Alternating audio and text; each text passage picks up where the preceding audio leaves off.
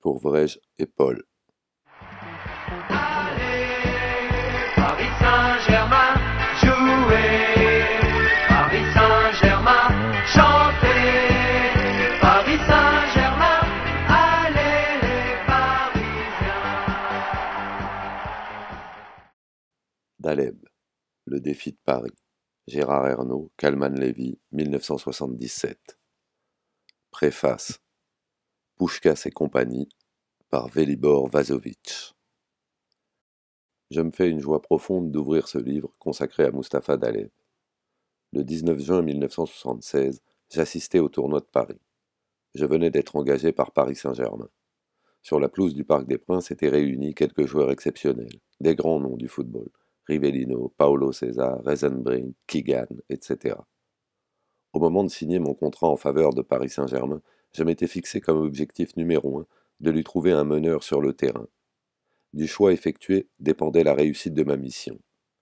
Celle-ci, ce jour-là, ne m'apparut pas facile. Il régnait une sorte de désordre dans l'équipe, cependant compensé par la présence d'un joueur aux qualités exceptionnelles. Sans hésiter, en effet, je décidai que l'homme qu'il me fallait s'appelait Mustapha Daleb. Je communiquai très vite cette décision aux joueurs et à la presse. Je dis de façon nette ce que je pensais. Daleb était de loin le meilleur joueur de Paris SG. En tant que tel, il serait meneur de jeu et capitaine. Si l'on doit diviser les qualités d'un joueur de football en qualités techniques et morales, je dirais que Mustapha Daleb possède les unes et les autres à un point tel qu'il aurait sa place assurée dans n'importe quelle équipe européenne. Son contrôle du ballon, ses centres-tirs, son emprise sur le jeu, ses changements de rythme, sa précision, son dribble ont atteint une sorte de perfection. Son digne comportement dans le jeu avec ses équipiers comme avec l'adversaire achève d'en faire un exemple. Mustapha Daleb peut prétendre figurer au Gotha des grands gauchers, tels que Puskás, Gento, Zebec, Kaiser, Djazic, qui ont tous marqué le football du continent. Il n'est rien de plus difficile que de traduire sur le papier par des mots le talent ou le caractère d'un grand joueur.